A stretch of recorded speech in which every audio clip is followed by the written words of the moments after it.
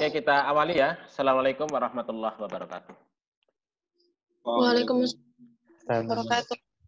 Kita awali dengan sama-sama baca basmalah. Bismillahirrahmanirrahim. Bismillahirrahmanirrahim. Oke, saya kira si Agnes ya. Iya, Pak. Agnes Jihan bisa memulai presentasinya sambil menunggu teman-teman yang lain begitu. Karena waktu kita terbatas cuma 40 menit saja. Oh ya, berarti ini langsung, Pak. Langsung silakan untuk mulai presentasi. Dibuka Ya, dulu. baik, Pak. Ya.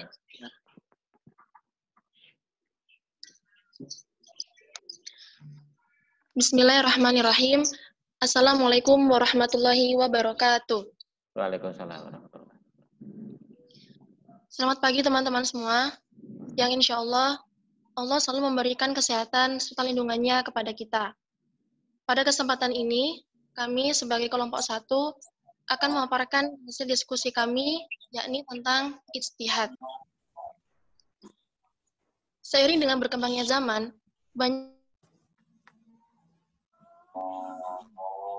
sedangkan sebagian besar dari masalah belum mendapatkan kejelasan hukum dalam Al-Quran dan As-Sunnah. Maka manusia berusaha mencari cara untuk memutuskan masalah tentang baik buruknya. Dan ijtihadlah sebagai solusi dari pengambilan keputusan hukum-hukum yang tidak terdapat dalam Al-Quran dan As-Sunnah. Dan ini akan kita bahas mulai dari pengertian ijtihad, syarat-syarat kedudukan ruang lingkup metode ijtihad. Lanjut ke pengertian ijtihad. Secara bahasa, pengertian ijtihad yaitu mencurahkan pikiran dengan bersungguh-sungguh. Dan sedangkan menurut istilah, arti ijtihad adalah proses penetapan hukum syariat dengan mencurahkan seluruh pikiran dan tenaga. Kata ijtihad berasal dari bahasa Arab, yaitu istihada, yajtahidu, ijtihadan, yang artinya mengerahkan segala kemampuan dalam menanggung beban. Dengan kata lain, ijtihad dilakukan ketika ada pekerjaan yang sulit untuk dilakukan. Kemudian yang kedua adalah tentang syariat-syariat. Baik, saya akan menjelaskan yang pertama. Yang pertama yaitu mengetahui bahasa Arab. Kenapa seorang mujtahid harus mengetahui bahasa Arab? Karena tentunya ketika seorang mujtahid mengetahui bahasa Arab dengan baik, sangat diperlukan bagi seorang mujtahid. Sebab Al-Quran diturunkan dengan bahasa Arab. Dan As-Sunnah atau Al-Hadis juga dipaparkan dalam bahasa Arab. Dan keduanya ini merupakan sumber utama hukum Islam. Sehingga tidak mungkin seseorang bisa mengistinbatkan hukum Islam tanpa memahami bahasa Arab dengan baik. Dan yang kedua, memiliki pengetahuan dalam tentang Al-Quran. Ini juga sangat diperlukan bagi seorang mujtahid. Sebab Al-Quran merupakan sumber utama hukum syara'. Sehingga mustahil bagi seseorang yang ingin menggali hukum syara' tanpa memiliki pengetahuan yang memadai tentang Al-Quran. Yang ketiga, memiliki pengetahuan tentang As-Sunnah atau Al-Hadis. Pengetahuan tentang As-Sunnah dan hal-hal yang terkait dengannya harus dimiliki oleh seorang mujtahid. Kenapa? Sebab As-Sunnah merupakan sumber utama hukum syara' di samping Al-Quran yang sekaligus berfungsi sebagai penjelasnya. Sebenarnya ada banyak sekali syarat-syarat yang harus dipenuhi oleh seorang mujtahid. Yang lainnya tuh contohnya seperti mengetahui tentang usulul fiqh, kemudian memiliki pemahaman dan penalaran yang baik, serta niat dan itikad yang benar. Maaf Pak, yang ini penjelasannya dijelasin sama Bagus Pak. Oke, silakan. Bagus, silakan. Oh iya, Pak.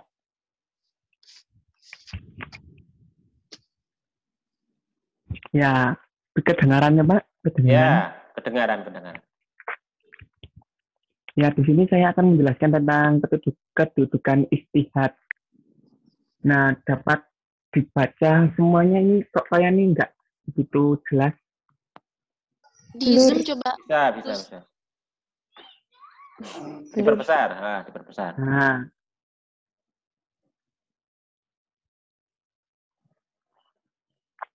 Nah, yang pertama, kedudukan istihad. Istihad tidak dapat melahirkan keputusan yang mutlak atau absolut.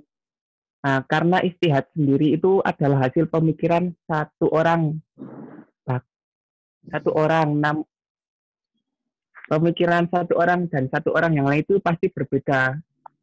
Jadi istihad itu tidak bisa diterima oleh semua kalangan. Jadi istihad itu bisa cuma diterima oleh beberapa kalangan saja. Yang kedua, istihad tidak boleh bertentangan dengan Al-Quran dan Sunnah. Sudah jelas bahwa hukum Islam tidak boleh bertentangan dengan Al-Quran dan Sunnah. Yang ketiga, istihad tidak dapat berlaku dalam urusan penambahan ibadah murni. Nah, karena jika itu berlaku mungkin akan terjadi bid'ah yang ada dalam Islam. Yang selanjutnya, Mbak Agnes. Ya, sebentar. Saya Gus.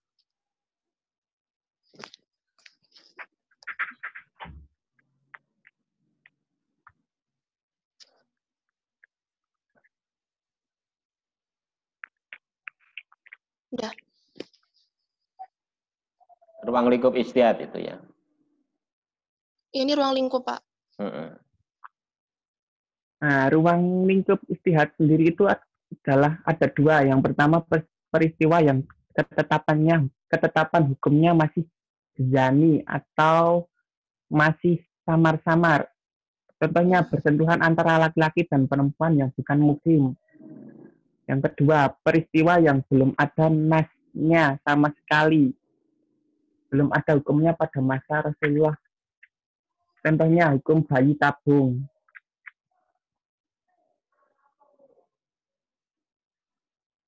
Selanjutnya, metode dalam istihad sendiri dibagi menjadi 6 ya. Yang pertama itu ijma atau persetujuan para ahli mengenai satu masalah pada suatu tempat di satu masa. Nah, hukum ijtihad ini tidak boleh hanya dirumuskan oleh satu ulama saja, namun harus melibatkan banyak ulama sehingga hukum tersebut dapat berlaku di satu masa tersebut. Yang kedua, qiyas. Menyamakan hukum yang sudah ada dalam Al-Quran dan Sunnah dengan kejadian yang terjadi pada masa tersebut. Contohnya, hukum minum minuman keras. Di zaman modern ini ada sabu-sabu. Nah, sabu-sabu itu kan mengganggu akal sehat kan. Jadi itu hukumnya disamakan dengan minum minuman keras. Yang ketiga, istidlal. Istidlal.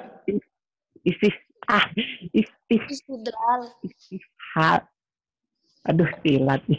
Istidlal atau istisan? Yang ketiga istidlal, Pak. Istidlal ya.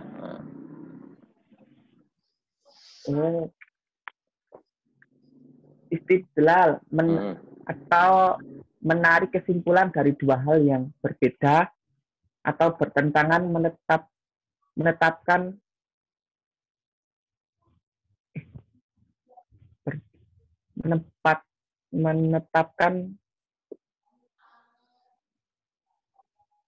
itu satu orang ke orang yang lain.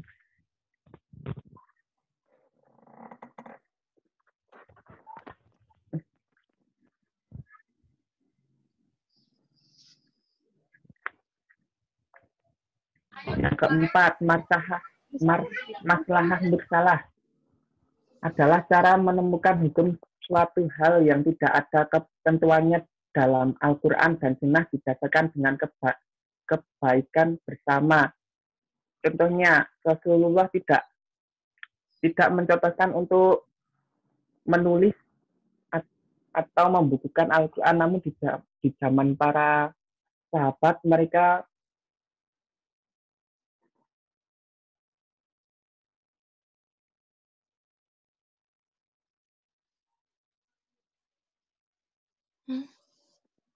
Oke, macet kelihatannya si Retno itu.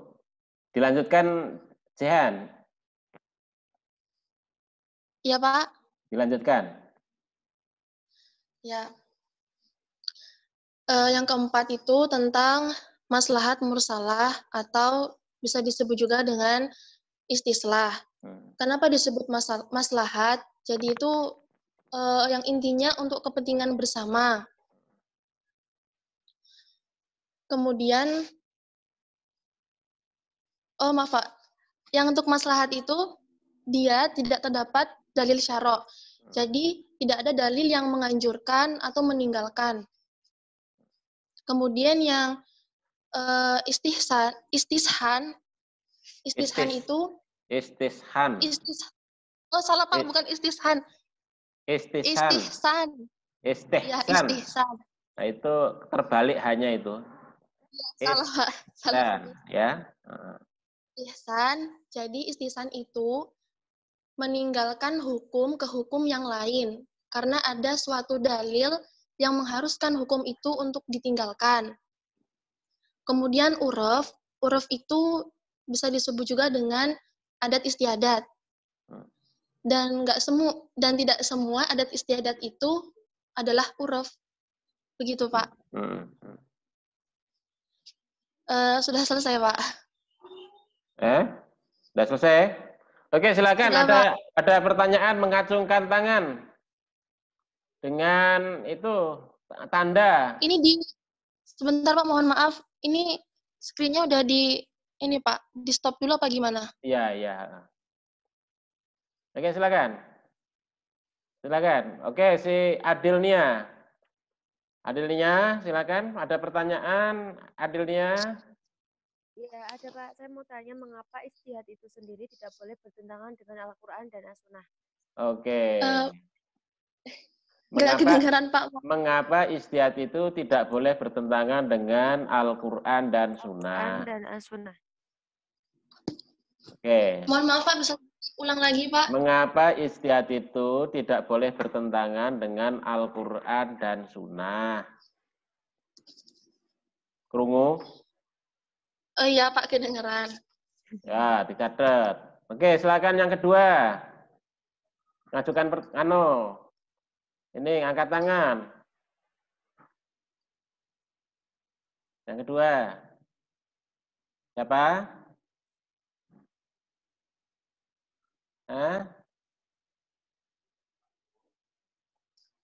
Siapa?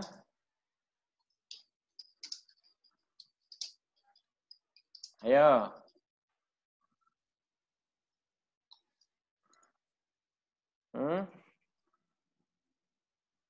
Ayo. Jangan, oke, si Rial. Silakan Rial.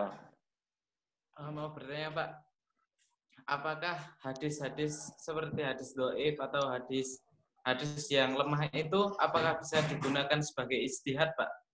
Oke. Apakah hadis-hadis dhaif itu bisa digunakan sebagai dasar atau sebagai sebagai dasar? Sebagai dasar, soalnya hadis-hadis yang sahih itu tidak ada mungkin Pak. Misalnya gitu Pak. Oke. Hadis dhaif ya. Iya Pak. Oke. Kemudian yang lain. Barangkali ada ada pertanyaan lagi. Satu lagi. Adilnia. Iya Pak, mau tanya lagi.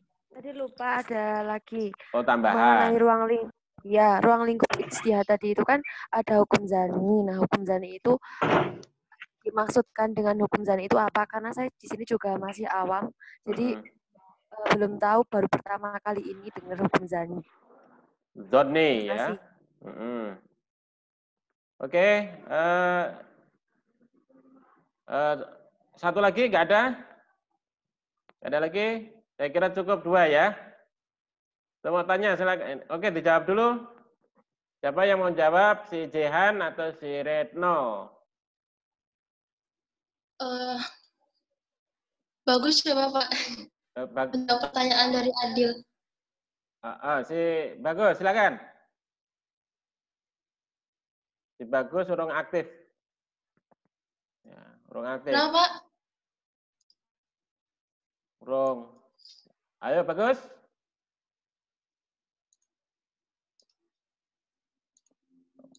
Aktif sebentar, keluar lagi nganu apa sinyalnya apa jelek. Paketannya mungkin Pak, kalau sinyalnya nggak jelek. Oke, silakan Agnes. Mau dijawab yang mana dulu? Yang pertama mungkin Pak, yang pertanyaannya Adil. Oke, silakan. Pertanyakan tentang mengapa istihad tidak boleh bertentangan dengan Al-Quran dan Al-Hadis. Tentu istihad tidak boleh bertentangan dengan kedua sumber hukum syara ini, Al-Quran dan Al-Hadis. Karena jika bertentangan, maka apa yang dinamakan istihad itu tidak sesuai dengan seorang mustahid gitu loh Pak, yang mempelajari Al-Quran dan Al-Hadis. Seperti itu. Jadi harus benar-benar sesuai dengan kedua sumber hukum syara ini, Pak. Ya. Ada tambahan dari si Bagus? Bagus, sudah aktif kamu? Bagus. Ada yang lain yang memberikan respon tambahan? Teman-teman yang lain? Angkat tangan yang memberikan respon tambahan. Bagus. Nah. Oh, maaf Pak DC. Tadi Oke. Tadi belum kedengaran jawabannya Mbak Agnes. Oh ya. Bisa aku ulang, Dil? Oh ya. Lah kamu kemana tadi kok belum dengar? Ini jaringannya Pak, jaringannya. Ini sinyalnya baru kembali lagi. Oh ya. Oke, diulangi sedikit lagi. Sekilas saja, Agnes. Iya. Jadi istihad itu tentu tidak boleh bertentangan hadis. Karena Al-Quran dan Al-Hadis itu merupakan kedua sumber hukum syara yang memang dia itu benar-benar insya Allah sudah jelas kebenarannya. Dan Al-Quran pun juga merupakan sumber hukum tertinggi. Jadi ketika bertentangan dengan pendapat manusia, tentunya harus Al-Quran yang diutamakan. Seperti itu. Ya, intinya begini loh, saudara. Terima kasih. Intinya begini, istihad itu adalah satu fungsinya ada dalam rangka untuk mura'atun nas. Menjaga nas. Nas Al-Quran ataupun hadis. Artinya menjaga nas itu bahwa segala ijtihad itu tidak boleh bertentangan dengan Al-Quran dan hadis. Ya buat apa kalau kemudian ijtihad itu kok bertentangan dengan Al-Quran dan hadis? Berarti dia tidak memahami tentang Al-Quran dan hadis. Oleh sebab itulah maka persyaratan seorang mujtahid itu faham, ngerti tentang Al-Quran dan hadis itu sendiri. Jika kemudian ketika dia melakukan ijtihad, maka ijtihadnya itu tidak bertentangan dengan Al-Quran dan hadis. Fungsi ijtihad yang lain adalah apa? Ihya'ul Quran was sunnah. Atau ihya'ul at-turas al-islami. Maksudnya apa? Artinya ijtihad itu dalam rangka untuk menghidupkan semangat Al-Quran dan sunnah itu dalam konteks kehidupan sehari-hari. Artinya menghidupkan di sini umpamanya dalam konteks masyarakat ketika orang itu belum kenal dengan Al-Quran dan As-Sunnah, maka ketika ada ijtihad itu masyarakat semakin kenal dengan Al-Quran dan Sunnah. Itulah yang disebut dengan Ihya'ul Quran was Sunnah. Ihya'u ahkamil Quran. Ya, begitu. Jadi fungsi ijtihad itu begitu. Nah, sehingga kemudian maka para ulama mujtahid itu memang persyaratannya sangat ketat sekali. Tidak setiap orang bisa melakukan ijtihad. Oleh sebab itu ketika seseorang itu berijtihad, maka dia harus belajar tentang Al-Quran dan Sunnah itu tadi untuk bisa memahaminya. Ya salah satu instrumen yang bisa dipakai oleh para ulama di dalam ijtihad itu adalah ya paham tentang usul fikih. Ini sebagai sebuah instrumen untuk memahami Al-Quran dan Sunnah. seorang ulama nggak ngerti usul fikih, ya, itu bukan ulama itu. Makanya Anda harus benar-benar ini belajarnya usul fikih itu ya. Nanti ketika menjadi seorang ulama, ngerti kaidah-kaidah usul fikih itu. Melakukan istinbat Al-Quran dan Sunnah dengan baik dan benar itu. Sehingga tidak bertentangan dengan Al-Quran dan Sunnah. Sehingga kemudian fungsi daripada Al-Quran itu memang betul-betul, fungsi daripada ijtihad itu betul-betul ya ihya'ul Quran wa Sunnah dalam konteks kehidupan bermasyarakat. Begitu ya. Kemudian pertanyaan yang kedua, silakan. Siapa Pak yang menjawab? Bagus atau saya? Silakan, Bagus. Sudah masuk, Bagus? Oh, ini sudah ini, Bagus. Ini pertanyaan yang kedua apa, Pak? Nah, pertanyaannya apa tadi, Jan? Saya tadi keluar. Apakah hadis-hadis doif bisa menjadi dasar ijtihad? Ya. Apakah hadis doif itu bisa menjadi dasar ijtihad? Hadis doif.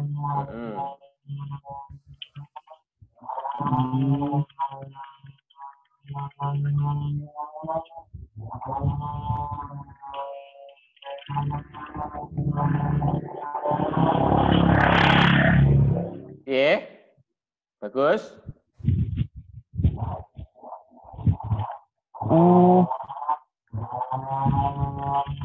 Tahu saya hadis-hadis yang boleh menjadi dasar-dasar untuk ijtihad itu hadis yang sahih, Pak. Kalau yang masih seperti itu sepertinya masih kurang kuat.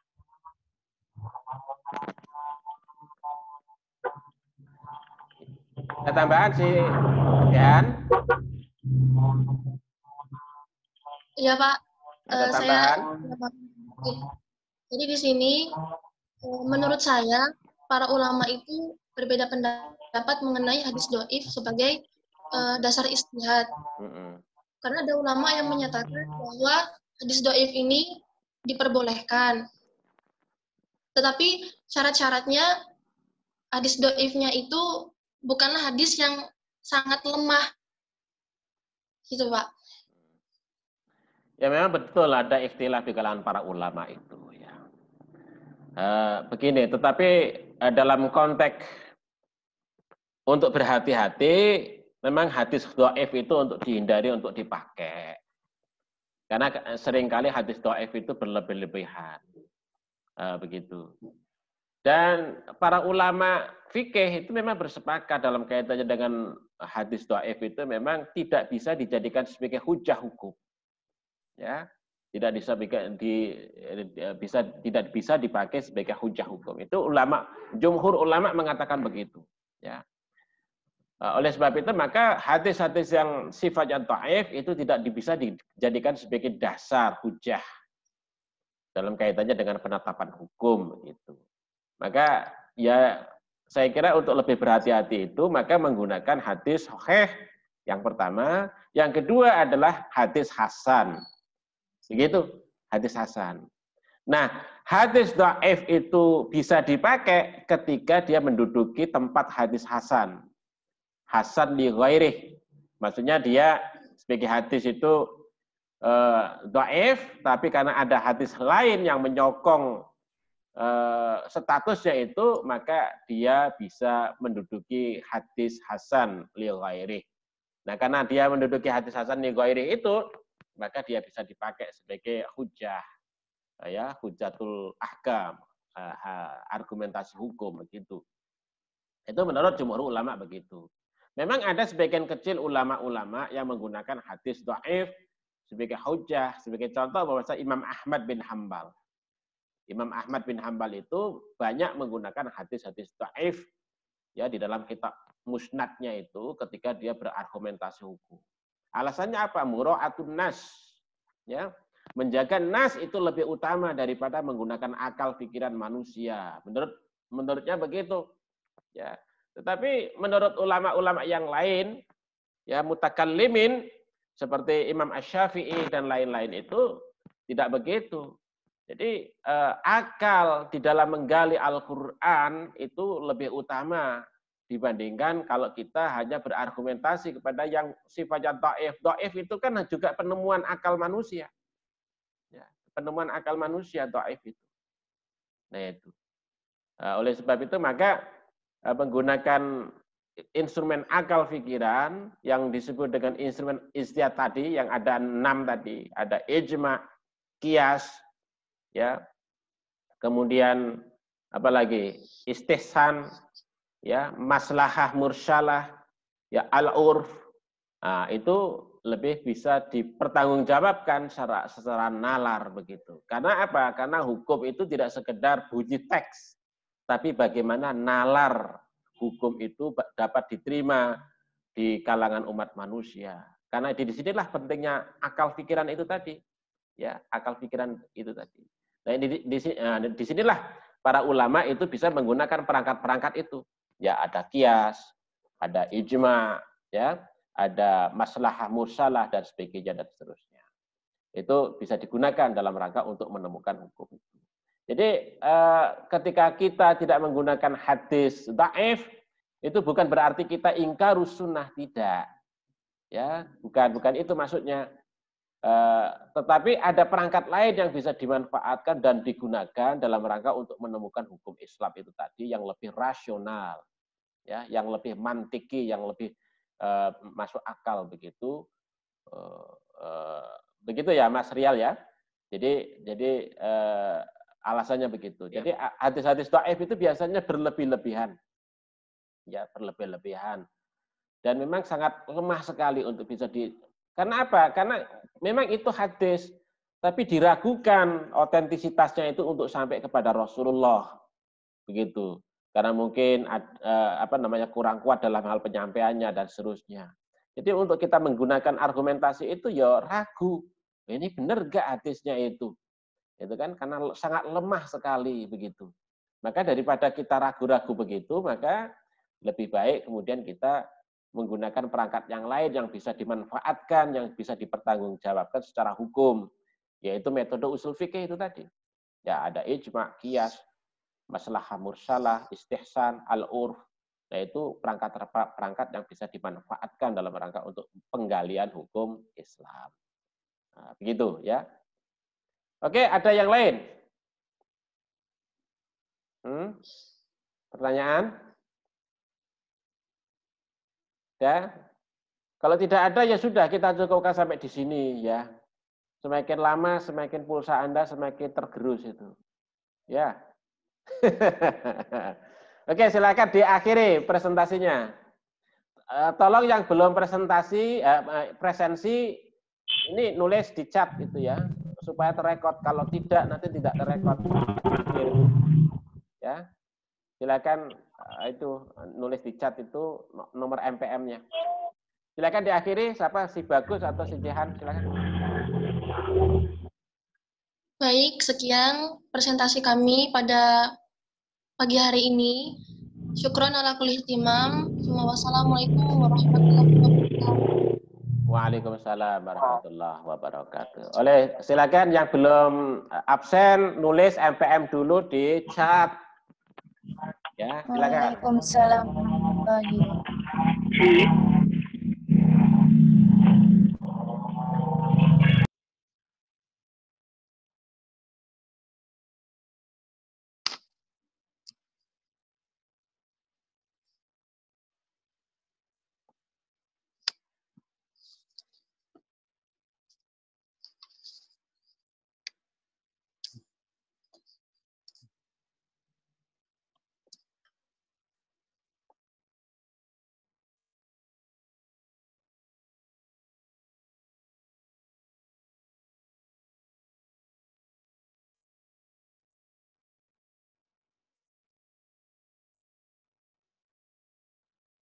Kalau sudah nulis semua saya leave ya.